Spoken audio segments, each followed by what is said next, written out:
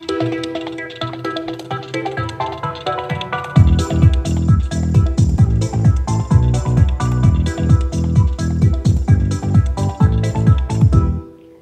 bienvenue sur Campus CEO, le podcast dédié aux entrepreneurs en quête de sens et de croissance. Parce qu'à l'ère du digital et de l'isolement, nous croyons plus que tout en la force de l'humain et du collectif. Nous nous sommes réunis à 5, Thierry Merchiol, Christelle Chazelle, Gérald Rocher, Patrice Irénée et moi-même, Christelle Rigolier, pour lancer ce podcast Campus CEO. Bonjour, bienvenue pour ce nouveau podcast de Campus CEO.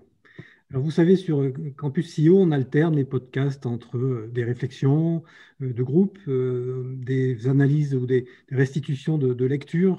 Et puis, on a décidé aussi de faire les portraits, de laisser se présenter les membres de Campus CEO. Et aujourd'hui, enfin cette semaine, c'est au tour de Christelle Rigolier. Mais Christelle, déjà, dis-nous qui tu es et d'où tu viens. Ok, bon, donc Christelle Rigolier, qui je suis? Alors, c'est vrai que c'est pas facile à définir ça. Je suis une femme et de 47 ans depuis pas longtemps. Et j'ai dit à tout le monde, d'ailleurs, c'est la petite histoire, que j'allais avoir 45 ans. C'est mon ex-mari qui m'a dit, mais non, Christelle, tu vas avoir 47. Ah, c'est vrai. Donc, le temps n'a déjà plus d'emprise sur moi, on va dire. Et aujourd'hui, j'accompagne les entrepreneurs et des dirigeants qui sont plutôt en hypercroissance, donc dans le secteur plutôt santé, tech et web entrepreneurs, dans le management de leurs équipes à distance, pour les aider à avoir des équipes 100% autonomes, motivées, engagées et se libérer de la charge mentale liée au management. Mon parcours, alors à l'origine, mon plus grand rêve quand j'étais petite, c'était de devenir astronaute. Et alors, j'ai eu des lunettes très rapidement, enfin, en CM2. Et ça s'est dégradé. Donc, le jour où j'ai pu me dire, tiens, qu'est-ce qu'il faut faire comme étude? Et bien, en fait, j'ai compris que ce n'était pas possible pour moi.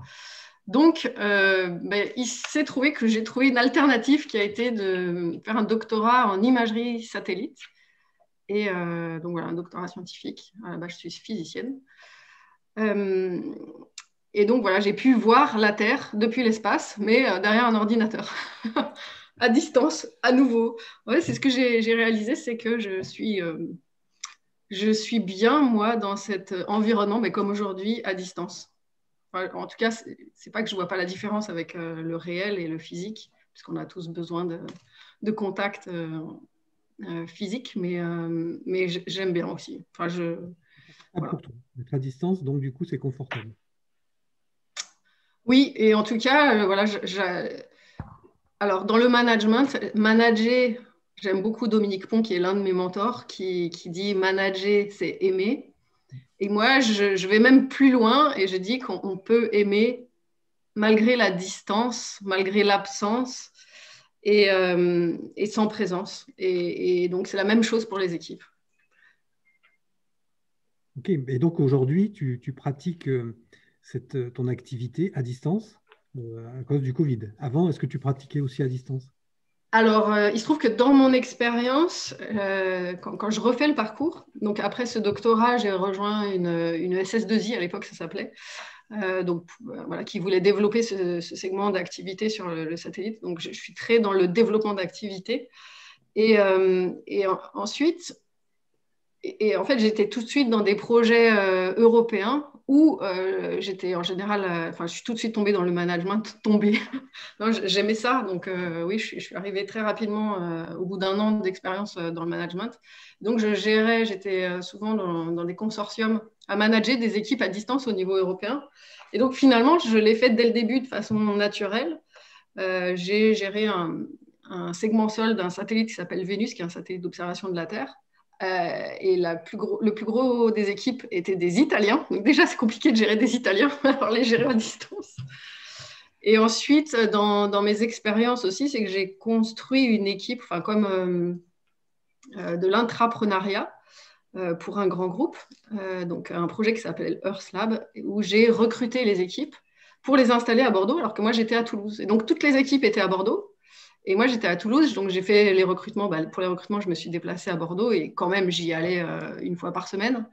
Mais cette équipe, voilà, je l'ai, on va dire, j'étais pas toute seule, mais j'étais chargée, moi, de construire cette équipe et de développer les activités liées à ce qu'allait faire cette équipe. Et donc, en effet, ça ne me pose pas de problème. Et j'ai un peu cette énergie, en effet. Donc, aujourd'hui, le Covid, en fait, je me suis pris le premier confinement un peu de plein fouet parce que je n'avais pas encore vraiment développé mon activité. Je n'avais pas encore trouvé que c'était ça la clé de mon positionnement.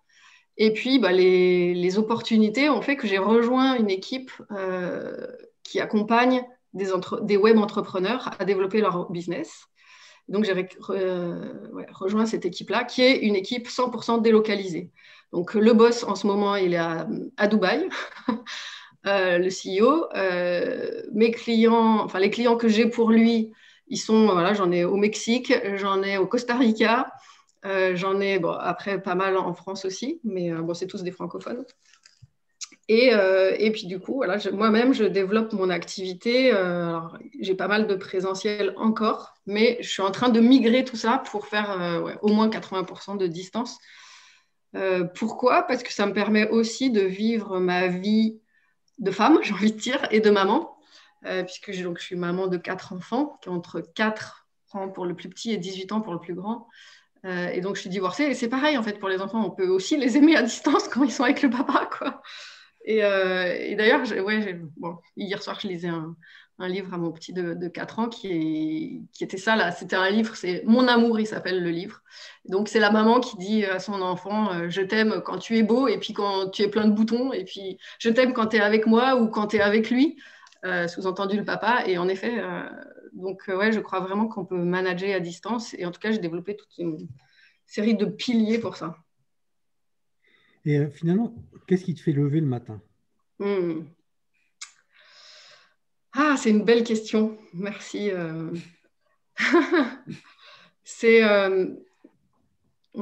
d'incarner ça. C'est d'incarner. En fait, j'ai compris en accompagnant des dirigeants,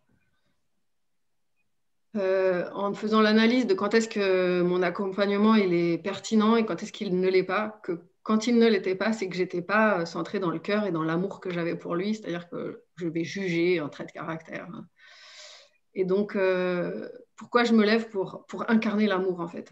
Et parce que j'adore, je suis très citation, Thierry, comme tu le sais. Et j'adore, celle qui va le plus me driver peut-être au quotidien, c'est celle de Gandhi, soit le changement que tu veux voir dans le monde. Moi, j'ai envie de voir plus d'amour et je sais que ça passe par moi. Donc, je me lève voilà, en me disant, j'ai envie d'incarner ça aujourd'hui dans ma journée avec les gens que je vais croiser. En plus, l'amour se multiplie et ne se partage pas. Donc, ça va dans ce sens-là. Ouais, exactement. Est-ce que tu peux nous parler de ton expérience sur cette expérience? Alors, ce n'est pas TEDx, je crois, mais c'est un équivalent. Oui, ça s'appelle Regard croisé. Donc, c'était à Bordeaux. C'est marrant, hein, l'histoire me ramène souvent à Bordeaux. Une rencontre voilà, d'une entrepreneuse, je ne sais pas exactement si ça se dit, qui me dit moi, je fais intervenir surtout des femmes pour partager leur expérience personnelle. Et moi, en l'entendant, je fais écoute, si tu veux, je peux venir témoigner parce que j'ai vécu un truc hors du commun quand même. Et en lui racontant mon histoire, elle m'a dit ah ouais, viens. Et donc, en effet, juste avant le confinement, c'était la semaine avant le confinement, donc en 2020, je crois que c'était le 10 mars. Gérald s'est déplacé. et en effet, donc j'ai témoigné de cette expérience de vie qui fait ce que je suis aussi aujourd'hui, qui a été assez traumatisante, il faut le dire. C'est-à-dire que j'ai vécu... je ne sais pas comment le caractériser. En tout cas, je vivais tout un tas d'événements qui ont fait que j'ai eu voilà, des visions, des choses, mais hors du commun, qui font que moi-même, je me suis vue dans Matrix. Voilà, je me suis dit, mais en fait, il n'y a que moi qui ne savais pas qu'on est dans des corps là, mais que tout est planifié, qu'on est dans un jeu virtuel et il n'y a que moi qui ne le savais pas parce qu'il se passait tellement de choses de synchronicité que c'était juste impossible. En tout cas, pour mon mental, je disais, c'est pas possible. Donc, j'ai remis en cause, y compris, j'avais une amie que j'avais connue d'ailleurs. C'est intéressant ça aussi. J'ai des amis que je n'ai jamais vus en réel et et elle en faisait partie à cette époque-là. Entre-temps, on s'est vus. Et je lui dis, mais en fait, t'es qui? T'es pas réel? C'est quoi, t'as une pièce d'identité? Et je me suis dit, non, en fait, si t'es pas réel, on a pu te donner ta carte d'identité. En fait, il y avait tellement de choses que ouais, j'ai déconnecté un peu de la réalité. Et tout s'est enchaîné très vite jusqu'à ce que mes proches m'internent. Donc, voilà, après, moi, je n'avais absolument rien à faire. C'était autant il s'est passé quelque chose d'exceptionnel, autant j'avais pas du tout perdu la boule, quoi. Enfin, et je voyais que des gens stone autour de moi, donc j'ai pas pris mes médocs. Je voulais garder mon pouvoir, en fait, ma raison, etc. Et au bout de 3 jours, comme j'ai compris qu'il me faisait des prises de sang pour voir si je le prenais et que ce n'était pas le cas, que ça allait être pire pour moi, donc je me suis barrée en chaussettes. Voilà. Et donc, je raconte ça dans ce talk. Je vous conseille d'aller le voir, hein, d'aller le visionner parce que c'est assez pertinent et assez intéressant. Incroyable. Okay, ça pose beaucoup de questions sur qu'est-ce que la folie, en fait. Voilà, alors moi j'aime beaucoup aussi la citation d'Aristote qui m'a bien arrangé d'ailleurs. Il n'y a point de génie sans un grain de folie. Bon, c'est un peu prétentieux comme de dire ça, mais ça te va bien. Merci, ça te va très bien. Mais tu vois, là, moi avec le confinement, là, j'ai 2 amis, IE, qui sont passés par des phases un peu comme la tienne, alors pas exactement la même, mais dont le mari a demandé l'internement parce que elle a complètement pété un câble. Mais la question s'est posée, c'est est-ce que c'était volontaire, pas volontaire, est-ce que s'il faut la laisser faire ou pas? C'était très très très étonnant. Ouais. Alors, pour moi, maintenant avec le recul, donc c'était en début 2017. Ce que je crois, c'est qu'en effet, il y a comme une force qui nous dépasse. Donc, on peut l'appeler la vie, on peut l'appeler l'amour, on peut l'appeler Dieu, on peut l'appeler la force universelle, j'en sais rien. Mais il y a quelque chose qui est plus fort que nous. Et je crois que cet événement faisait partie de ma vie et que, oui, j'ai pris conscience par cet événement des mécanismes qui dirigeaient ma vie. Et ça fait de moi la personne que je suis aujourd'hui, qui suis capable d'accompagner des entrepreneurs et ces dirigeants qui sont la plupart au potentiel. Et donc au potentiel, alors pour moi, au potentiel, c'est quoi? C'est c'est un QI qui est très élevé. Et quand on a un QE, donc un quotient émotionnel qui est décalé, eh bien, ça crée ces trucs. Et donc, je pense que j'étais quand même dans cette catégorie-là. Et j'ai énormément appris sur l'humain, sur le comportement, et c'est ça aussi qui facilite le management, parce que si on ne comprend pas les autres, si on ne se comprend pas soi-même, on ne peut pas comprendre les autres. Et une fois qu'on s'est compris soi-même quels sont les mécanismes qui nous dirigent, alors on est beaucoup plus à même d'accueillir l'autre tel qu'il est, inconditionnellement. C'est-à-dire, oui, ok, j'en sais rien, il est égoïste, ou il fuit, ou peu importe ses comportements, en fait. Puisque moi-même, tout le temps, je peux réagir de la même façon si je ne suis pas en conscience de mes mécanismes et de ce qui me dirige. Alors, oui, vas-y, Gérald. Oui, et en fait, moi qui te connais un peu, je t'ai connu avant et je te connais maintenant. Et ce virage aussi, il a été cette quête en fait de la connaissance de toi. J'ai l'impression qu'elle a commencé bien avant, puisque je t'ai connu et tu t'es beaucoup intéressé à ça avant. Et je te connais pour savoir aussi que tu as continué beaucoup et que c'est aussi aujourd'hui une de tes forces. Regarde de savoir en fait prendre conscience de ses comportements et un peu essayer d'amener à de la conscience sur tout ce qu'on peut faire. Et c'est comme ça que tu vois le coaching, je pense. Oui, complètement. C'est vrai que pour moi, ça c'est quelque chose que j'aime répéter. Alors je l'ai déformé de quelqu'un qui l'a dit, bon, je le mets à ma sauce. L'entreprise Et les équipes d'un dirigeant sont un miroir amplifié de lui-même. Et je dis bien amplifié. Donc, voilà, pour les CEO qui nous écoutent, tout ce que vous voyez dans vos équipes est un reflet de vous-même, que vous ne voulez peut-être pas avoir, et qui est une partie de vous à aimer, en fait. Et oui, la connaissance de soi, c'est notice et autunum, je ne sais pas si on le prononce comme ça en latin, mais connais-toi toi-même, et tu connaîtras l'univers et les dieux, et en effet. Et ce retour à soi, le confinement est une invitation à ça, mais c'est un cadeau, en fait, en quelque part, ce confinement, s'il permet ce retour à soi, parce que c'est ce qui va permettre, en effet, de connaître l'univers. Ouais, et donc, j'aime beaucoup utiliser l'énéagramme comme outil. C'est ainsi, en effet, qu'on s'est rencontrés, Gérald.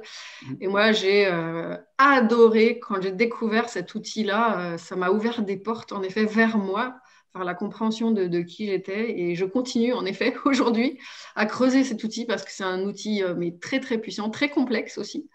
Et c'est un outil que je transmets à certains dirigeants que j'accompagne. Comme c'est complexe, ce n'est pas forcément la première chose que je fais. Mais à partir d'un point où le dirigeant a envie de mieux se connaître, ouais, c'est un outil extrêmement puissant, comme talent. Alors justement, ça va faire l'objet d'un prochain podcast. Hein, on va enregistrer, je crois, la semaine prochaine, sur effectivement le MBTI, sur Enneagramme, sur talent, sur DISC peut-être. Donc tous ces outils de profilage psychologique qui sont extrêmement intéressants, et ils ont tous une particularité, mais globalement, ils permettent de prendre conscience, notamment aux CEO et aux équipes de dirigeants ou de cadres, de leur manière de fonctionner. Et pour faire tourner une équipe et encadrer une équipe, il faut impérativement avoir cette information sur son profil ou sur le profil des autres. Ouais. Et pour revenir, Gérald, à ce que tu disais, la connaissance de soi, la conscience de soi,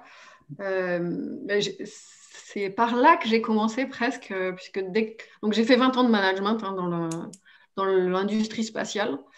Et puis, voilà, un jour, je me suis dit, non, mais je sens que j'ai quelque chose d'autre à offrir au monde. C'est comme si c'était trop petit pour moi, cet environnement. Pourtant, bon, mais je suis partie et tout de suite, j'ai voulu organiser une première conférence que j'ai appelée Business et Conscience. Et c'était une belle expérience aussi, assez forte. Ça m'a pris 3 mois pour l'organiser. Finalement, j'ai rempli une salle de 80 personnes. Je ne sais pas comment, j'avoue. Et après, j'ai mis 3 mois pour m'en remettre parce que c'était très... ça m'a moi-même déstabilisée. Il y avait une standing ovation à la fin. Il y a tellement de choses, ça m'a... Bon, bref, j'ai mis 3 mois à m'en remettre. Je me suis dit, bon, on verra plus tard ça. Ouais. Est-ce qu'on pourrait chacun de nous 4 donner juste un adjectif pour comment on perçoit Christelle? Juste un adjectif. Alors, pour vous laisser le temps de réfléchir, je vais dire mon adjectif. C'est mobilisatrice. Moi, je vais dire énergique. Libre. Moi, je dirais n'a peur de rien. Prête à relever tous les challenges. Ouais. Comment tu te retrouves, Christelle, là-dedans? Ouais, c'est-à-dire que ça me touche. Donc merci pour ces retours. Et finalement, avec le recul, je me dis qu'on aurait pu me dire amoureuse parce que aussi, oui. Ça manque quand même dans ton... mais merci. Mais je vous aime, voilà. Ouais. Oui, je m'y retrouve et j'avais un peu, en réfléchissant à cette interview, je me suis dit, tiens, ici me demandait c'est quoi ma plus grande faiblesse et c'est quoi ma plus grande force. Je vais dire grande faiblesse, le chocolat et l'amour. Et plus grande force, l'amour aussi. Et le chocolat. C'est souvent. Ouais. Et donc, mobilisatrice, ça me parle de ce que je vous partageais juste avant. Donc, je sors là d'un séminaire de 5 jours avec 12 entrepreneurs. Et en effet, moi, j'ai vécu la méthode Wim Hof, donc, qui est une méthode de respiration, de centrage sur soi, qui nous amène à nous immerger dans de l'eau à 1 degré. Et là, on était à Noirmoutier, donc c'est quand même c'était le mois de mars, et l'eau était à 11 degrés, et j'ai entraîné, bon, pas tous, hein, mais j'en ai entraîné une bonne partie à se baigner tous les matins. Et ouais, ça me plaît en fait. Ça me plaît de mobiliser les gens. Libre aussi, ça me parle en effet. Je crois que non, devant la liberté, je mettrais l'amour, mais peut-être au même niveau, c'est-à-dire que l'amour, le vrai amour rend libre. Donc, tout ce que vous croyez faire par amour et qui vous ficelle ou qui vous maintient, c'est pas de l'amour. En fait. C'est pas de l'amour. Le vrai amour, il rend libre. Énergétique. Finalement, Christelle, donc tu as fait autre chose que du distanciel, parce que la semaine dernière, tu étais en présentiel en fait. Tout à fait, tout à fait. Et alors, quand même, non? Comment? C'est pas mal quand même. Enfin, est-ce que c'est intéressant aussi? Mais oui, bien sûr. Mais bien sûr. Et ce que je partageais aussi par rapport à ça, c'est l'épigénétique. Donc, l'épigénétique, les recherches disent qu'on est la moyenne des 5 à 7 personnes en fonction des publications qu'on côtoie le plus. Et c'est vrai que là, on était tous immergés autour de 12 autres entrepreneurs avec chacun une énergie créatrice, chacun nos piliers. Il y en a une qui développe des formations en sexo. Il y en a un autre qui fait... d'ailleurs, c'est rigolo. Je pense à eux deux en premier. Un autre qui accompagne les hommes à trouver la femme de leurs rêves sur les réseaux de rencontres. Il y en a, ils ont que des business. C'est quoi comme instrument, ça, le saxophone? Non, c'est pas un instrument. Elle fait des formations voilà. Elle accompagne les femmes, les hommes dans tout ce qui est sexe, pour mieux se comprendre autour de ça, mieux se connaître autour de ça, et je te donnerai ses coordonnées si ça t'intéresse. Mais tu dis qu'il y a des livres là-dessus, hein, les hommes viennent de Mars, les femmes de Vénus. Oui, bah c'est super. Le confinement a fait remonter d'ailleurs des formations en sexologie parce qu'il y a un vrai intérêt. Et j'ai entendu une émission juste entre midi et 2 là, sur France Inter qui parlait de ça. Il y a une vraie demande par rapport justement à c'est sûr que du coup, ça a animé l'un de nos apéros. En plus, on avait une animatrice, si on peut dire ça comme ça. Et bon, du coup, on discutait ouvertement. Et donc, il y avait un des entrepreneurs avec qui je discutais. Il dit, mais en fait, j'ai jamais discuté de ça. Et ça ne se discute pas, même entre potes, on ne discute pas de ça. Et c'est vrai, cassons les... C'est culturel. Aussi libre. C'est encore très tabou. Oui. Mais surtout en France, oui, ça reste tabou. Alors... Voilà. Alors, qu'est-ce que tu pourrais nous dire pour clôturer ce portrait, voilà, le mot de la fin? Le mot de la fin Du début, je ne sais pas. Ouais, alors j'ai envie quand même, parce que ce podcast, il est écouté par des CEO, de donner quelques piliers du management à distance peut-être. Et c'est vrai que je suis en train moi-même, alors je ne sais pas quand est-ce que va sortir exactement ce podcast, mais de préparer un programme vraiment pour accompagner les CEO dans le management à distance, pour rendre leurs équipes 100% autonomes, motivées, engagées. Et donc les piliers, c'est d'abord une vision partagée qui est co-construite avec ces équipes. C'est-à-dire qu'on a déjà dans ce podcast beaucoup parlé de la vision, notamment dans le premier épisode. Et c'est essentiel et ça ne suffit pas.